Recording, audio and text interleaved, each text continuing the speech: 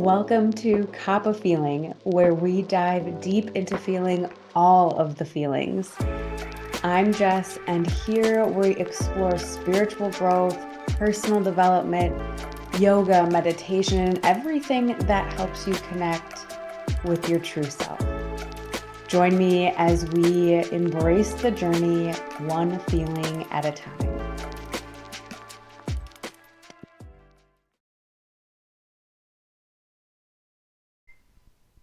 Hello, everyone, and welcome back to Kappa Feeling. I am Jess.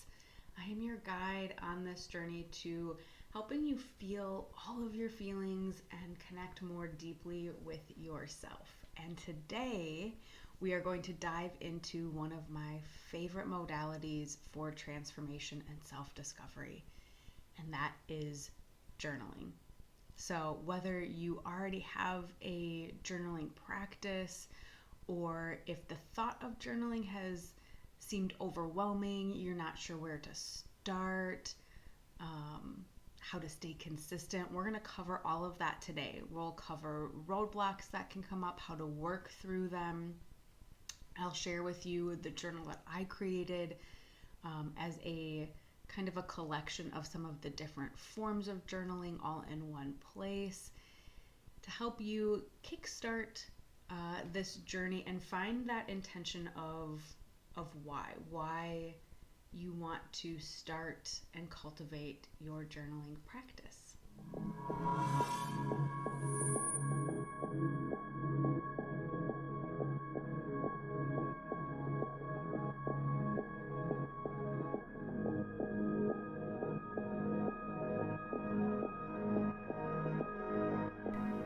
Okay, so let's dive in. Why is journaling one of my favorite modalities? It is one of my favorite because it is so simple yet so effective. So you can start a journaling practice with pretty much next to nothing. A piece of paper and a pen is really all you need to start your practice. And yet it gives you this ability to pull thoughts out and put it onto paper. It gives you the ability to have a deeper insight into who you are in this moment, to understand your emotions, right? To connect with those deeper parts of you, those layers that maybe you've kept kind of hidden and underneath the surface. Gives you that opportunity to let them come out, to start to assess maybe triggers, things that have been holding you back, where you want to go in life, right? So it's this ability to have a conversation with your inner self, which is so powerful. And it works so well because it's that conversation with yourself. So you're creating a space that's safe for you to have that conversation because it is just you and yourself, right? It helps you to organize your thoughts. It gets all of that clutter that's kind of running around in your head out on paper so you can really see all of the thoughts, all of the ideas, the concerns, the worries, all of it gets to come out of your head and onto paper, and then it becomes easier to release, right? It becomes easier to have a more heightened focus on something that you're working towards. So because it is so simple and so easy to do and you can start at any point in time, it is one of my favorite modalities to start with. And once you get the hang of it, you get to pull in the different styles that work for you, what you need in that moment. It can become a form of therapy, of meditation, a creative expression, like all of these things rolled into one practice. So this is why I absolutely love journaling and think that it is just a strong foundational modality to start with. So we are going to dive into the different types of journaling that you can utilize as you move through this process. Okay, so what are the different styles of journaling that we can utilize in this practice? I think that there's 4 different styles that I swap out and use. And that's stream of conscious journaling, using journal prompts, a gratitude practice, and then what I call goals and desires or bullet journaling. So those are the 4 that I swap out, that I focus on when I'm incorporating a journaling practice. So that's what I'm picking and choosing from.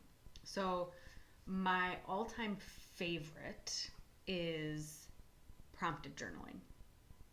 And this is taking any sort of prompt to kind of direct your thought process and get you into journaling. So those could be actual journal prompts. I have 2 pages of journal prompts in my journal that I created so that I don't have to go searching for prompts.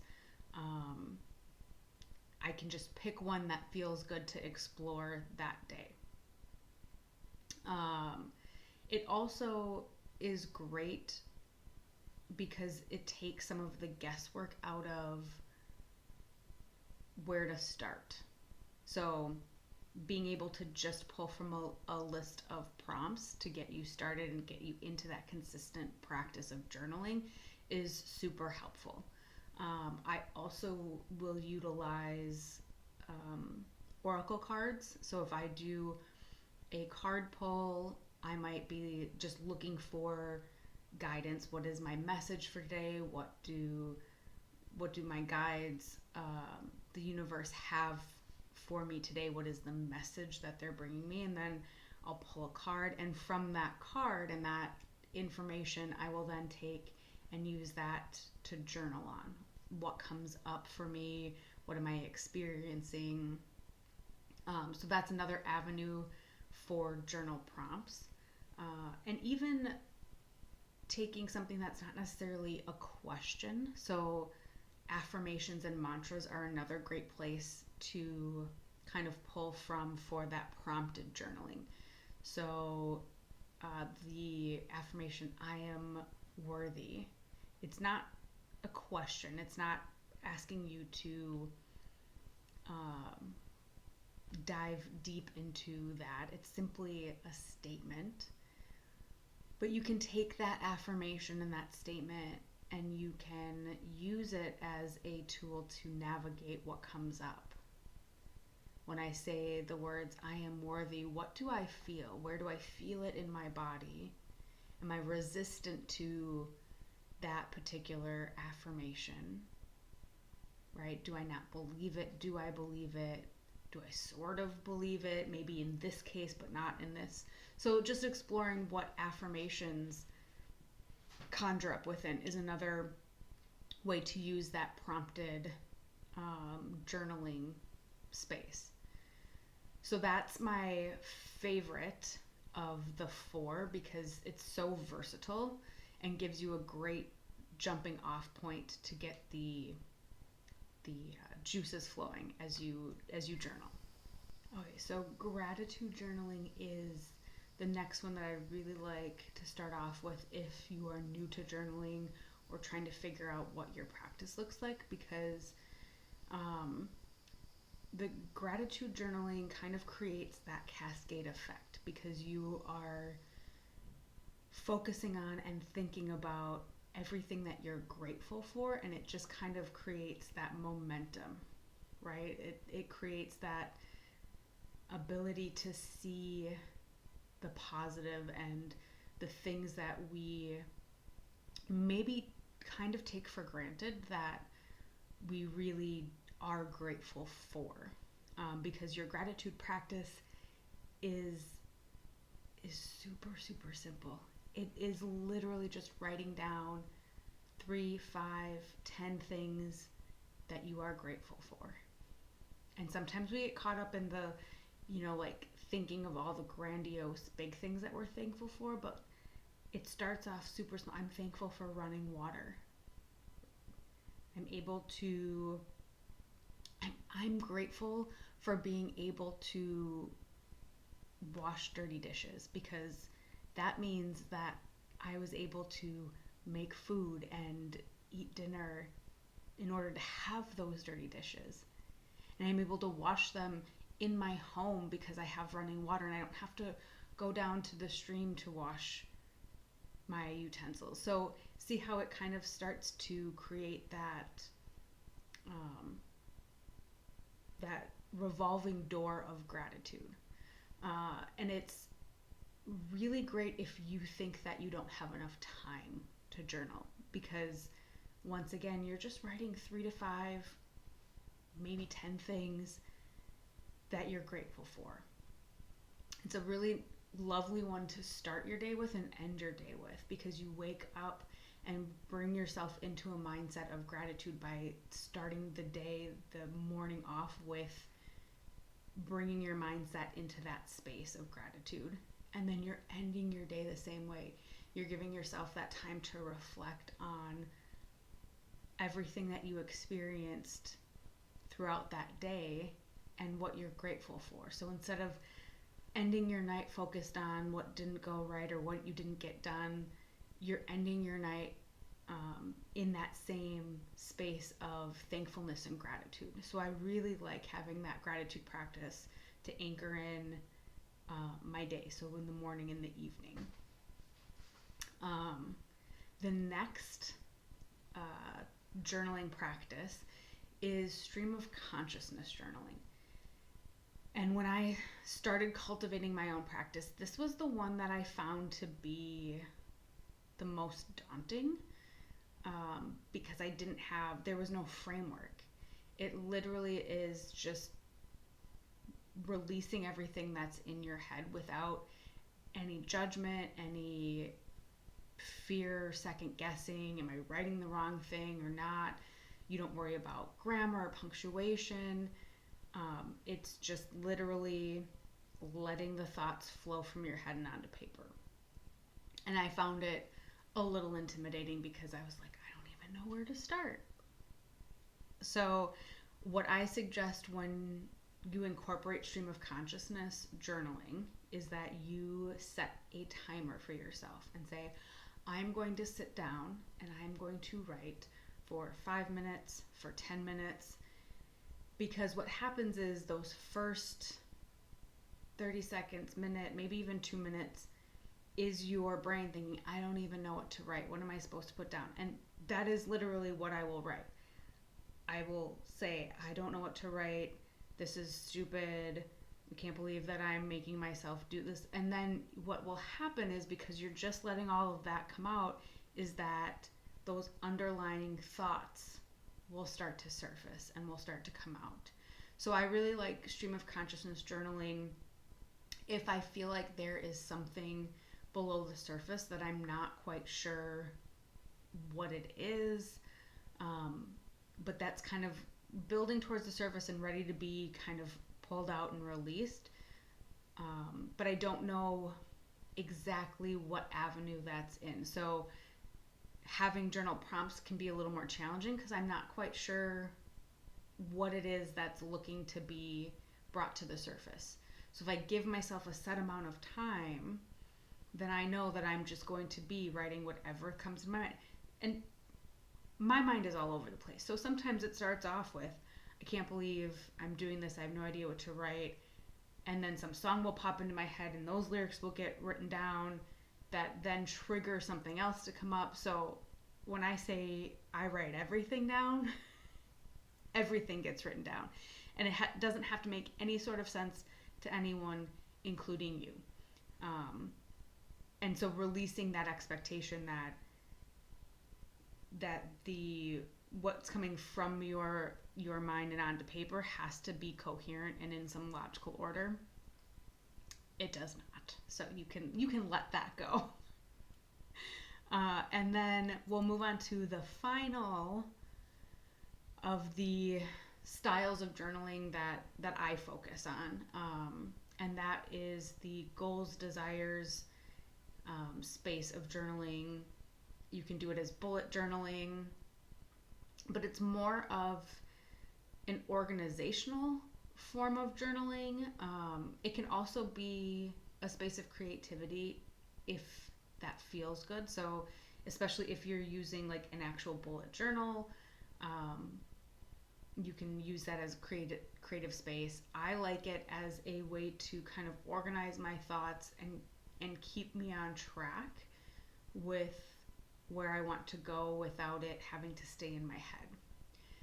So it lets me put my goals, my dreams in whatever time frame I'm, so it could be my 6 month goals, it could be my 5 year goals, whatever that looks like, but it gets it out of my head and onto paper so that I can dive in a little bit deeper. Because I think the important thing when we're looking at journaling around our goals and desires is understanding our why. Why is this an important goal? Why is this important to me to have on my vision board or work towards? What is that underlying reason? And then we are able to continue to come back to that why. So when it's on paper, we can come back and assess how we're moving towards it, how that progression is happening. Is it still an important goal or desire for us? Because as we grow and change and evolve as people, our goals and our dreams are going to change as well. So having the ability to come back and look at it and say, yes, this is still an important why. This is still an important goal and something I'm striving for is valuable. And then you're able to, when you set those, when you do the goals and desires journaling, I also like to set check-in points. So I'm putting this all down on paper and I'm giving myself a check-in point. So depending on the time frame you're looking at, if you're looking at your 5 year plan of where you want to be and what you want your life to look like, then maybe your check-in point is in a year. But if you're looking at something that's a little closer, maybe it's a 6 month desire that you want to achieve this in 6 months, then set your check-in point at every month. But when you set an actual time to check in with your why and check in with your progress on your goals and desires, it keeps things in the present moment and active without it constantly being in the forefront of your mind. So you're able to take it out of your mind and create more space to create, to dream, but you're not losing sight of where you want to go. So I think that's really valuable when we start to talk about the goals and journaling and desires, that whole space there. So those are the 4 that I kind of flow between in my own practice. I will say for me, it tends to be more heavily on the prompted journaling, but definitely having the ability to bring in those other elements has definitely helped create a more consistent journaling practice for me, because it allows me the space to dive into whichever form is going to best suit me in that moment and not pigeonhole me into one style. So once again, those 4 that I incorporate into my practice is the journal prompts, gratitude journaling, stream of conscious journaling, and then the goals and desires or bullet journaling.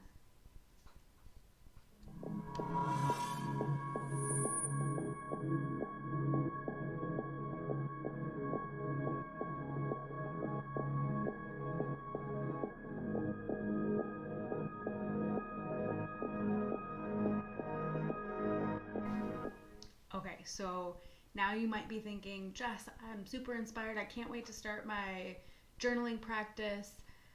But I know me, and sometimes I don't stay consistent with things. Or I get that shiny object thing and I start something and then something else comes along and takes away my attention and I feel like I'm all over the place. But I want to be consistent with this practice. I understand the value of it and the transformation that it can bring. How do I create this habit? And I will start off by saying that it's a practice, and like any of our practices, we are going to have days, weeks, months where we are on, and it's great. And then there are going to be times where things come in and it falls off and we don't journal like we would like to, or it gets put on the back burner. So don't beat yourself up. Don't get down on yourself, but just recognize where some of those roadblocks may come up for you. And when we're starting to build this habit, if this is totally brand new to you, then I would say start small. Pick the one that feels best for you. And if this is brand new, I would start with either your gratitude practice or the prompted journal practice. And when I say start small, I mean choosing one of them and then choosing a small amount of time that you can commit to. It can be 5 minutes a day. It could be less than 5 minutes a day. I mean, if you're doing a gratitude practice, it could be 2 to 3 minutes. It doesn't have to be, 15, 20 minutes, an hour and a half. You don't have to write a novel. The idea is starting to build that muscle of consistency, of I'm doing this at this time of day for this amount of time. So in working with starting small, choose a specific time and a specific place, because that will you're stacking your habits.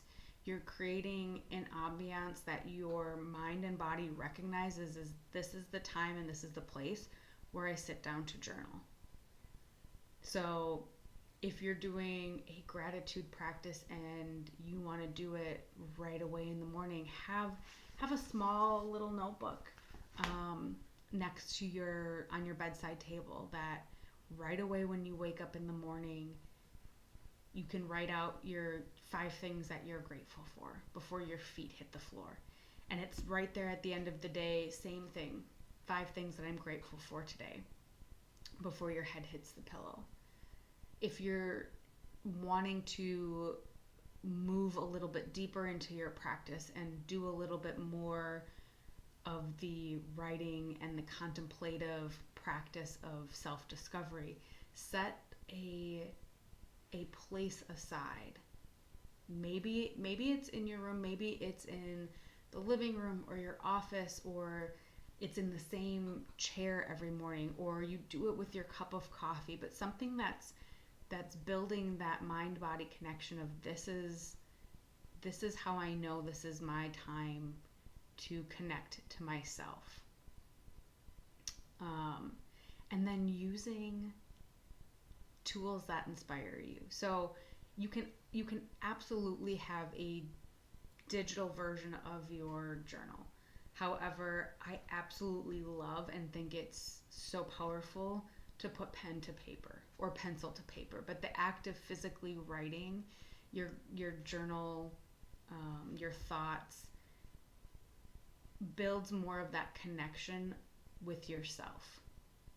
It can be really easy to kind of tune out, especially in this day and age when we're so accustomed to typing. It can become second nature to just type without really thinking about it. But when you're putting pen to paper, it evokes a little more emotion from you. It pulls things up that are buried a little bit deeper. And it doesn't have to look pretty either. So printer paper, pen, Doesn't have to be straight lines. Anything that you really feel good about using. So I have a multitude of journals, from like the tiny little one that I showed you for bedside. We have composition notebooks that are just regular lined, but I loved the pattern on the outside, right? So that creates a feeling and emotion for me. I've got spiral bound ones that make it really easy to be able to open and write, and keep things organized. I can date things at the top, but once again, evokes an emotion for me, like the exterior when I see it. Hardcover. This is the Activate journal. So this has like the gratitude piece. It's also got space for free writing. So this for me is another one that is lovely because I don't have to decide what I'm going to do in the moment. I can open it up and be like, yep, we need to flip to the gratitude spot and fill that up. That's what I'm feeling today. Or I'm going to pull some cards and work from that. Or I'm going to go to the front and pull an affirmation or a journal prompt and work from that. So finding something that works for you, but not letting that be what holds you back. So if you're like, well, I can't start my journal practice until I have the perfect notebook, that's just you avoiding diving into your practice, because you can absolutely pull out a piece of printer paper or the back of some other random piece of paper that you have lying around and start your journal practice. So finding the things that you love that helps foster that habit and the joy of doing it, so it doesn't feel like a chore, but also knowing that you don't have to have all of that in place in order to start. Okay, so I want to address a couple of concerns, roadblocks that may come up as you start this process, or if you've already started and have this process, maybe these roadblocks have come up for you, and how to navigate what happens when they do come up, because I think that they come up for each of us as we are on this journey. So the three that I see the most common, I don't know what to write, I don't have time, and I'm afraid of what I'll uncover. So those first two we've kind of covered in when we're creating the habit, and it's the starting small. Remember, we don't have to designate 30 minutes or 2 hours to this practice. We can designate 10-15 minutes to get ourselves into the space to write, and then to be complete with that process for the day. So when you're thinking about, I don't have time, schedule it in. So a lot of times we don't think we have the time because we get caught up in other things, and then at the end of the day we're just like, I just ran out of time. But how much of your day was scrolling, was not in a space of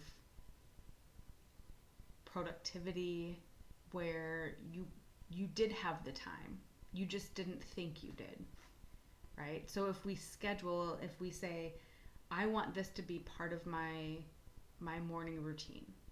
What does your morning look like already?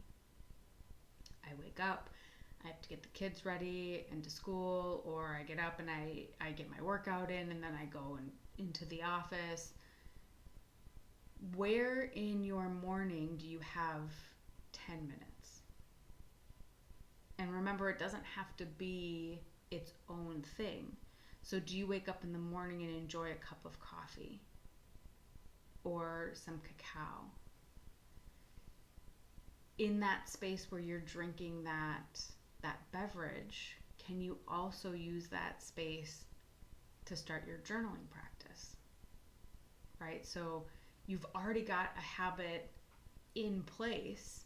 We're just tacking on to it. If you want it to be part of your evening routine, what does your evening already look like, and where does it fit in? And then physically schedule that into your planner. Write it down. I'm journaling from 7 to 7:30. And remember, you don't have to journal for 30 minutes, but block off that time so that you can get yourself into your space, set up, giving yourself the opportunity to actually connect to yourself and let what comes up need to come up and out, and feel complete when you're done with it. All right? Okay. And now, but I don't know what to write. You don't have to know what to write. That's part of letting go. So start with the journal prompts, right? Let yourself ruminate on that prompt or that question, and let it come up, and write what arises. So you don't have to start with a stream of consciousness journaling, but if that feels good, then absolutely. If that seems less intimidating for you to start on that route than being prompted with things, absolutely, then that's what you should start with. But releasing this expectation that you have to know what you're going to write about. Because you don't. And some days are going to be really profound. And you're going to be like, oh my gosh, I can't believe that that's what was in there. And there are going to be other days where you're like, yep, that was not really all that insightful. And I did it because I'm committed to this practice for myself. But, it wasn't earth-shattering today. And that's perfect too, because not every day is going to be earth-shattering realizations happening. However, I think sometimes the biggest thing that keeps us from cultivating this practice is the fear of what will uncover.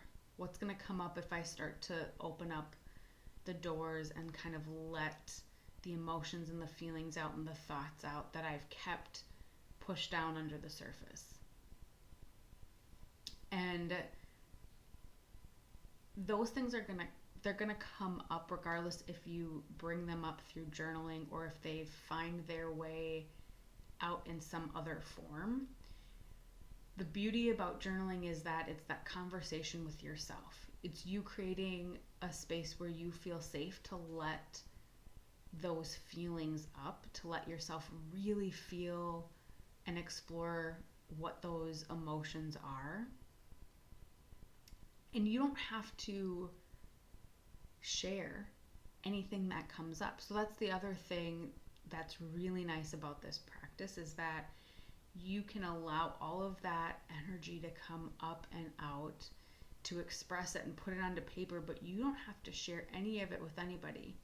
So it's different than if you're, in therapy, or if you work with a coach where you're having a dialogue, which I fully believe there's space for that, and there's time for that when those modalities are super impactful. But if you're not in that space, you don't have to. You don't have to share what comes up, what you write. You don't even have to keep the paper. Like, you could write a letter to yourself or write a letter to somebody to get all of that out, and then you can burn it, right? Like, you don't have to hold on to it. You also don't have to dive off into the deep end to start with. So you can take this practice slow and be gentle with yourself, and understand that maybe there are going to be things that come up and that you uncover, but it doesn't have to be right away. That doesn't have to be the first thing you dive into as you start this practice. So understanding that you're the one that's in control of the process. So those are the three biggest things that I see that kind of keep people from cultivating a habit of it. So you might dip your toe in, or you might sort of start it, but then these are the things that kind of creep up that keep you from really cultivating the practice. So hopefully that helps kind of release some of the anxiety around the roadblocks of what could come up, of not being able to do it right. This is your practice, so there is no right or wrong way of doing it. So I hope this has given you a little insight into the power of journaling, and what it can do to help you as you navigate your emotions, your feelings, and really that journey of self-discovery. So it's one of my favorite modalities, and I hope it has inspired you to give it a try and just see what it feels like for you to bring this into your life. What does a journaling practice look like for you? So if you're ready to get started, I have my Activate Journal. It's available on Amazon. It's full of guided prompts, affirmations. There's a space for gratitude journaling, a space for free writing. So it is a really great beginner journal that kind of covers all of the bases to really help you build your practice with ease and intention. So I would love if you would let me know in the comments if you are new to journaling, what you're gonna start with, what you're gonna try, what maybe if you are somebody that's been in the space of journaling, what's been your biggest challenge? How have you overcome it? What your favorite thing is. I would just love to hear from you guys your experience with this modality. So don't forget to like this video, to subscribe, hit the notification bell so you get all of the notifications when new episodes launch. And as always, keep feeling all of the feelings, and I will see you next time. Thanks for tuning into Cup of Feeling. If you loved this episode, don't forget to hit that subscribe button and share it with someone you think will love it too. I'll see you next time as we keep exploring all of the feels. But until then, stay connected to your heart and keep feeling it all.